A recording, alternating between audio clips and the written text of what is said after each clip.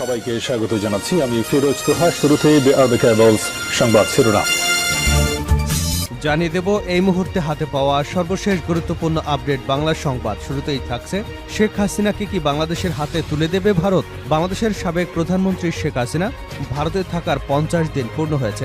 সাবেক উপদেষ্টা ডক্টর মোহাম্মদ ইউনূস সম্প্রতি ভারতের বার্তা সংস্থা পিটিআইকে দেওয়া সাক্ষাৎকারে বলেছেন, ন্যায় বিচারের জন্য শেখ হাসিনাকে দেশে ফিরিয়ে আনা প্রয়োজন। ইতিমধ্যেই শেখ হাসিনার কূটনৈতিক পাসপোর্ট বাতিল করা হয়েছে। বলা হচ্ছে, ভারতের ভিসার ক্ষেত্রে নিয়ম হল কূটনৈতিক পাসপোর্ট থাকলে 45 দিন থাকা যায়। সেই 45 দিন ইতিমধ্যে শেষ হয়ে গেছে।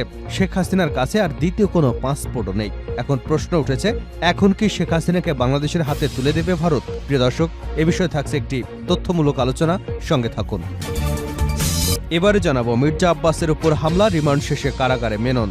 বিএনপির স্থায়ী কমিটির সদস্য মির্জা আব্বাসের উপর হামলায় ওয়ার্কার্স পার্টির সভাপতি ও সাবেক মন্ত্রী রাশেদ খান মেননকে 3 দিনের রিমান্ড শেষে কারাগারে পাঠানো হয়েছে। বুধবার ঢাকার অতিরিক্ত মহানগর হাকিম মোহাম্মদ সানাউল্লাহ এ আদেশ দিয়েছেন। এর আগে দুপুরে মেননকে রিমান্ড শেষে আদালতে হাজির করা হয়। মামলার তদন্ত কর্মকর্তা তাকে কারাগারে আটক রাখার আবেদন করেন। জানাবো, কুষ্টিয়ায় আওয়ামী লীগ নেতাকে কুপিয়ে জখম। কুষ্টিয়ার খোকসা উপজেলার জানিপুর ইউনিয়ন আওয়ামী লীগের সাধারণ সম্পাদক মুজিবুর রহমানকে কুপিয়ে জখম করেছে দুর্বৃত্তরা। তাকে কুষ্টিয়া জেনারেল হাসপাতালে ভর্তি করা হয়েছে। বুধবার সকালে উপজেলার জানিপুর ইউনিয়নের শেখপাড়া বিহারিয়া গ্রামে ঘটনা ঘটে। মুজিবুর একই ইউনিয়ন পরিষদের বর্তমান চেয়ারম্যানও। এদিকে নেচে গিয়ে যুবককে পিটিয়ে হত্যার ঘটনায় গ্রেপ্তার 3। চট্টগ্রামে খুঁটিতে বেঁধে নেচে গিয়ে যুবক সাদাত হোসেনকে পিটিয়ে হত্যার ঘটনায় 3 জনকে গ্রেপ্তার করেছে পুলিশ। তাদের মধ্যে একজন কিশোর। গত মঙ্গলবার নগরের বিভিন্ন এলাকা থেকে 3 জনকে গ্রেপ্তার করেছে। জানিয়ে দেব, নতুন বাংলাদেশ গড়তে বিদেশি বন্ধুদের সহযোগিতা চাইলেন ডক্টর ইউনূস। অন্তর্বর্তীকালীন সরকারের প্রধান উপদেষ্টা ডক্টর মোহাম্মদ ইউনূস বলেছেন, যুব সমাজের জীবন উৎসর্গ এবং অদম্য নেতৃত্বের মধ্য দিয়ে বাংলাদেশে যুগান্তকারী পরিবর্তন ঘটেছে। একটি বৈষম্যহীন সমাজ, সমৃদ্ধ দেশ গড়ার লক্ষ্যে তারা জীবন দিয়েছে। তরুণদের এই স্বপ্নের নতুন বাংলাদেশ গড়ে তুলতে বিদেশি বন্ধুদের সহযোগিতা চাই। মঙ্গলবার সন্ধ্যায় যুক্তরাষ্ট্রের নিউ ইয়র্কে জাতিসংঘ সাধারণ পরিষদের অধিবেশনের ফাঁকে এক সংবর্ধনা অনুষ্ঠানে তিনি এই সহায়তা চেয়েছেন। এবং সর্বশেষ জানাবো আন্তর্জাতিক সংবাদ, হিজবুল্লাহ রকেট হামলায় পড়ছে ইসরায়েলের শহর। লেবাননের সশস্ত্র গোষ্ঠী হিজবুল্লাহ দখলকৃত উত্তর ফিলিস্তিনের সাফেদ শহরে হামলা চালিয়েছে। বুধবার সকালে হামলার পরে ওই শহরে আগুন লাগার খবর পাওয়া গেছে। ইসরায়েলি মিডিয়া সূত্র অনুযায়ী প্রায় 40টি রকেট লেবানন থেকে সাফেদের দিকে ছোড়া হয়েছে। এর আগে বুধবার সকালে হিজবুল্লাহ এক বিবৃতিতে জানায়, তাদের বাহিনী তেল আবিবের উপকণ্ঠে মোসাদের একটি সদর দপ্তরে হামলা চালিয়েছে। তারা মোসাদের ওই ঘাঁটির বিরুদ্ধে একটি কাদির 1 ব্যালিস্টিক ক্ষেপণাস্ত্র ব্যবহার করবার দাবি করেছে।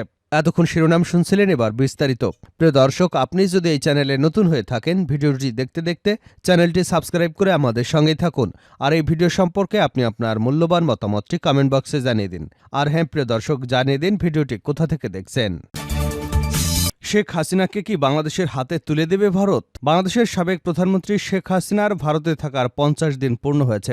প্রধান উপদেষ্টা ডক্টর মোহাম্মদ ইউনূস সম্প্রতি ভারতের বার্তা সংস্থা পিটিআইকে দেওয়া সাক্ষাৎকারে বলেছেন, ন্যায় বিচারের জন্য শেখ হাসিনাকে দেশে ফিরিয়ে আনা প্রয়োজন। ইতিমধ্যে শেখ হাসিনার কূটনৈতিক পাসপোর্ট বাতিল করা হয়েছে বলা হচ্ছে। ভারতের ভিসার ক্ষেত্রে নিয়ম হল কূটনৈতিক পাসপোর্ট থাকলে 45 দিন থাকা যায়। সেই 45 দিন শেষ হয়ে গেছে। প্রশ্ন উঠেছে, এখন কি শেখ হাসিনাকে বাংলাদেশের হাতে তুলে দেবে ভারত? ভারত কি করতে পারে? ওপি জিন্দাল গ্লোবাল ইউনিভার্সিটির আন্তর্জাতিক সম্পর্কের অধ্যাপক শ্রীরাধা দত্ত বলেন, দুদেশের মধ্যে প্রত্যাবর্তন চুক্তি আছে, ফলে তাতে নির্দিষ্ট পদ্ধতি মেনে অনুরোধ এলে তা ভারত খতিয়ে দেখবে। তার একটা প্রক্রিয়া আছে, তা চলতে থাকবে। তবে এই অনুরোধ করা হলে শেখ হাসিনাকে বাংলাদেশের হাতে তুলে দেওয়া হবে, এমন ভাবার কোনো কারণ নেই। ভারত তো কতদিন ধরে আর্থিক মামলায় অভিযুক্ত বিজয় মালিয়াকে চাইছে, কিন্তু এখনও তো বিজয় মালিয়াকে ভারতের হাতে তুলে দেওয়া হয়নি। 2016 সালে মালিয়া ভারত থেকে যুক্তরাজ্যে গেছেন। তারপর তার পাসপোর্ট বাতিল করা হয়েছে। তাকে ভারতের হাতে তুলে দেওয়ার জন্য আবেদন জানানো হয়েছে। তারপর আইনি জটে এখনও মালিয়াকে ফেরত পায়নি ভারত। শ্রীরাধা বলেন, শেখ হাসিনা ভারতে আশ্রয় নিয়েছেন। শেখ মুজিব এবং তার পরিবারের সাথে ভারতের ঐতিহাসিক সম্পর্ক রয়েছে। ভারত এটাও মনে করে না শেখ হাসিনা বাংলাদেশে নিরাপদে থাকতে পারবেন। তাই শেখ হাসিনাকে অবিলম্বে ফেরত দেওয়া হবে বলে আমার তদন্ত মনে হয় না। আর তাকে ফেরত পাঠানোর কোনো নৈতিক বাধ্যবাধকতাও ভারতের নেই। নাম প্রকাশে অনিচ্ছুক ভারতের এক সাবেক কূটনৈতিক মনে করেন, শেখ হাসিনার ভারতে থাকার বিষয়টি দুদেশের সম্পর্কের ক্ষেত্রে প্রভাব ফেলবে না। তার মতে দুটি বিষয় এক করে দেখা উচিত নয়, দুটি বিষয় আলাদা। বাংলাদেশে ভারতের প্রতিবেশী দেশ, ফলে তার সম্পর্ক ভালো রাখার জন্য দুদেশের স্বার্থ রয়েছে। দলাই লামার প্রসঙ্গ টেনে তিনি বলেন, তাকেও ভারত আশ্রয় দিয়েছিল। তিনি দীর্ঘদিন ভারতে থেকেছেন, তারপরেও তো তার থাকা না থাকার বিষয়টি আলোচনার ক্ষেত্রে বাধা হয়নি। বাংলাদেশের স্বরাষ্ট্র মন্ত্রণালয় শেখ হাসিনার কূটনৈতিক পাসপোর্ট বাতিল করেছে। তার কাছে আর কোনো বৈধ পাসপোর্ট নেই। সুরক্ষা বিশেষজ্ঞ এবং সাবেক আইপিএস অফিসার শান্তনু মুখোপাধ্যায় বলেন, টেকনিক্যাল বলা যেতে পারে শেখ হাসিনা স্টেটলেস। তিনি ভারত থেকে বাইরের কোনো দেশে যেতে পারবেন না, কিন্তু ভারতে থাকার ক্ষেত্রে তার কোনো অসুবিধা নেই। ফলে তিনি কতদিন এখানে থাকবেন, তাকে বাংলাদেশের হাতে দেওয়া হবে কিনা, এটা শীর্ষ পর্যায়ে রাজনৈতিক সিদ্ধান্ত বলে বিশেষজ্ঞরা জানিয়েছেন।